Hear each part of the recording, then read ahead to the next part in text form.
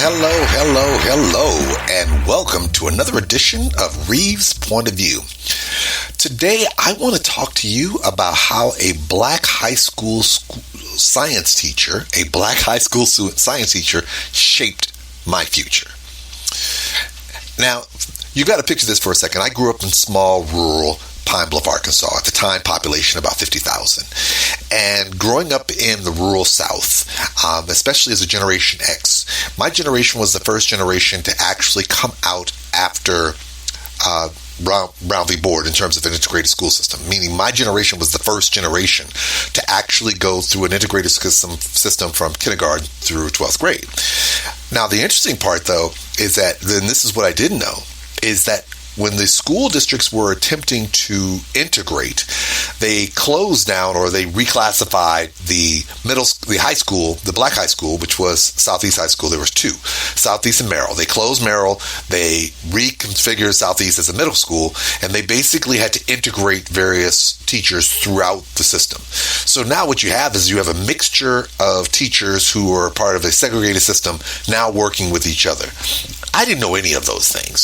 So when I was coming up, I found myself in this unique opportunity to be in classrooms, one with teachers who this was their probably the first foray into having an integrated classroom. But in terms of a lot of the black teachers that I had, a lot of them were my mother's peers, because my mom was a teacher at the time, and she was a young teacher at the time when I started. And also teachers who came from those previously segregated school systems. So they had a different mindset at the time in terms of the black teachers, in terms of how they dealt with black students. So I want to fast forward to my sophomore year in high school. At that particular point in time, they always tell you that your grades count when you hit the ninth grade. At that particular point, everything you do going forward counts. And that brings me to a biology class that I was taking. At the time, my GPA was probably about 3.5. We had a weighted system, so it means your highest weighted system was like 5.0. In a weighted system, I was like in the high threes and so forth like that. So I was doing okay. But it was funny because I didn't know what the heck I wanted to do. Well, I'm 15 going on 16, I didn't really know. And so I step into this biology class, and I still remember the opportunity to meet Miss Whatley. That was her name, Miss Jewel Whatley. And it was hilarious because Miss Whatley, one of the things that we had back in the day when I was growing up, a lot of the teachers, especially the black teachers, tried to figure out whose family lineage the kids were part of, meaning who your people. That was the running thing. Who is your people? I was in a unique position because in my hometown, my mother had 5 brothers, but she was the only girl, and I was the only child that she had. So my name wasn't readily recognizable. So of course, when most individuals saw me, they didn't readily know who. They recognized my face in terms of who I might be related to, but they just didn't know who it was. So in the early years, I had a few teachers who went to school with my mom, so of course they knew who I was. But Miss Whatley was a little different. Miss Whatley was actually of my grandparents' generation. So she was much older. And so when she first saw me, she was like, "You look familiar." And she looked at my last name, and of course she saw Reeves, and she's like, "Who's your people?" I said, and I said, "My dad's Willie." And now, I ain't gonna front. I purposely did not mention that Willie was my dad. My dad lived in Mississippi. He wasn't part of Arkansas, so she didn't know who he was. And so she didn't think, and then she asked me my mom's name. I told her my mom's name. But again, Reeves was throwing her. And so I knew she was trying to figure out who my people was. And I was being a young trifling. I was, at this point in time, I had gone through this every year, every grade. I had experienced this, and I got tired of experiencing that. So I was like, I'm purposely just not going to let you know what time it is. And so probably the first week or so, every time I came in, she would ask me a question.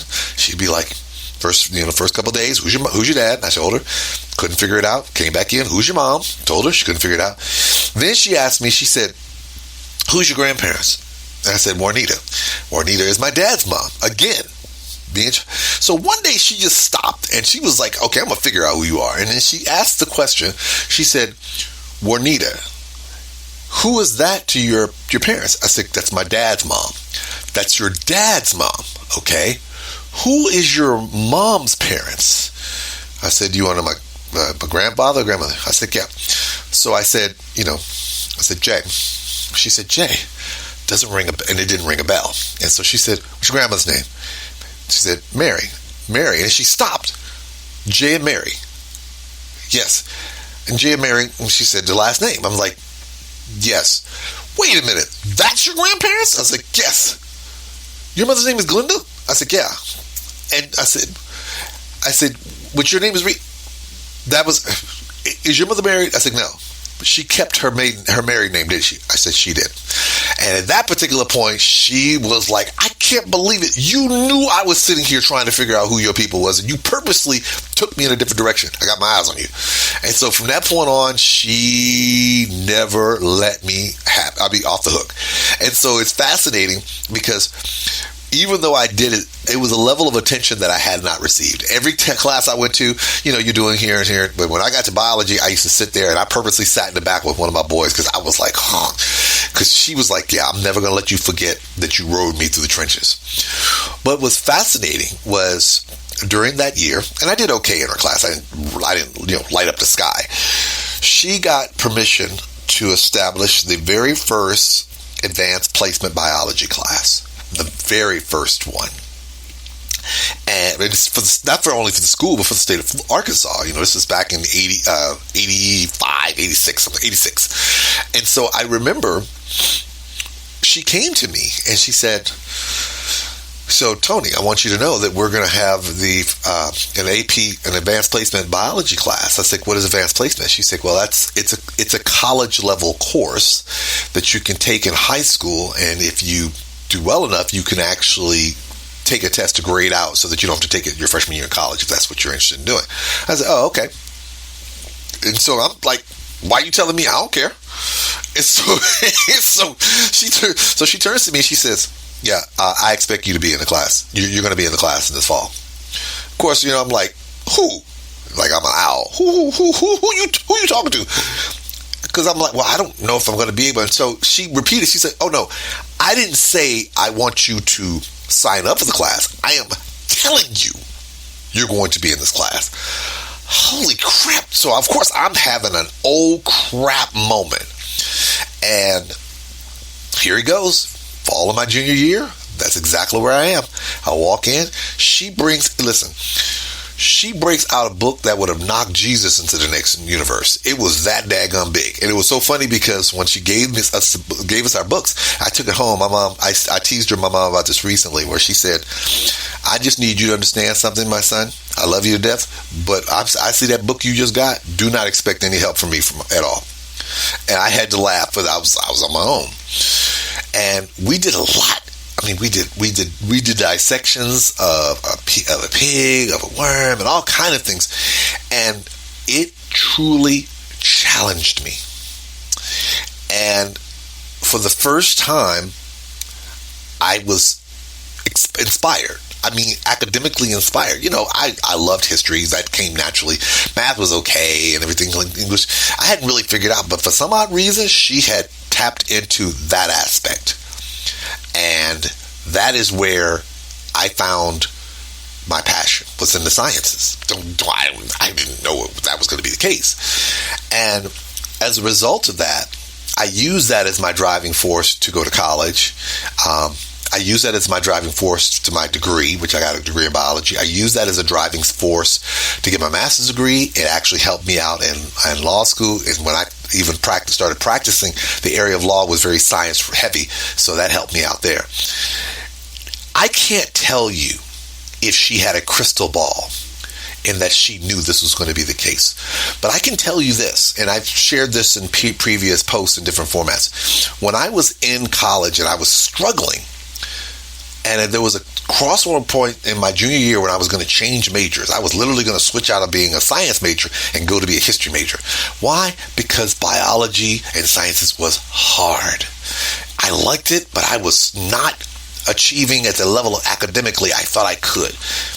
And I remember my advisor turned to me and he said, and I never forget this. This is an older white gentleman. He turned to me and he said, I would encourage you to stick out in the sciences and becoming a biology and getting your degree in biology, because there are going to be more opportunities for you as a young man of color with a biology degree going forward, because there are very few Hispanic and black children, especially young men, who are in the sciences. It's funny because at that time, and by the time I graduated, I was the only kid, I was the only guy, the only black guy who graduated with a degree in biology. I mean, there was 5 or 6 of us that came in, but they all changed their majors. I was the only one left. Only one. I was going to a predominantly white institution. There was only a few people of color who were in the biology program and science program, and I was the only black guy, the only one. And I can tell you, looking back, if I didn't have a Miss Whatley in my life, I'm not sure which direction I would have went. Am I saying I wouldn't have gone to college? I probably would have gone to college, but I don't necessarily think I would have gone into the sciences. I can tell you that first semester, I did extremely well, and I started realizing I can do this. And I can tell you, I don't know if I didn't have her in my life, whether that would have been the direction I would have taken. My mom triggered me and clued me into something that I never realized after the fact. She said, you had the benefit of the village system. You're the last generation to have that benefit. And I didn't think about it until I was like, what do you mean by the village system? She said, you were the last one to go through a academic system where there were people who were truly committed towards nurturing you, guiding you, and directing you towards your success. Now, am I saying that white teachers can't do that for black students? No. Am I saying black students can't do that for white students? No. What I'm saying is that you have to remember, coming out of Jim Crow and segregation during that time period, where, especially as a person of color, education was considered a gateway for all demographics, but definitely for people of color.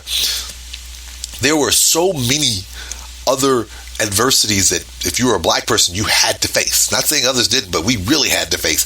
You're talking about Jim Crow. You're talking about racism. You're talking about various restrictive policies that were designed to keep you down. So you not only had to have somebody who could educate you, but you had people who had to prepare you.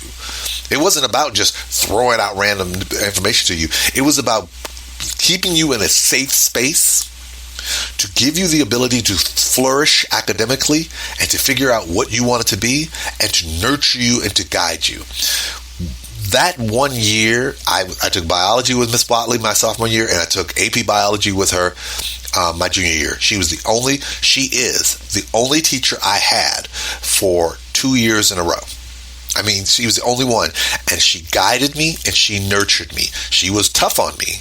She didn't take any crap from me, but she laid the foundation. She never told me, go be a doctor. She never told me, go be a scientist. She never told me, go be a PhD. She never told me, she did none of those things. But what she did was, she not only encouraged me, she demanded of me to come into a space to expand my knowledge into an area that typically people that look like me don't get into. Even that class that we had with her, there were 2 black guys, me and one other black guy, and a couple other black women, young ladies, and it was a diverse class. But the reality is that if she hadn't have taken me and nurtured me and molded me and really stayed on me, I am not sure I am where I am today.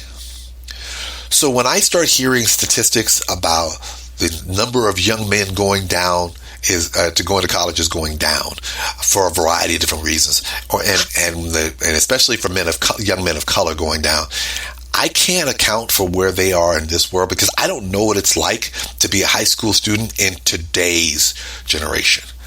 But I can tell you this. I truly benefited from someone who took the opportunity to not let me kind of float out there on my own to figure things out.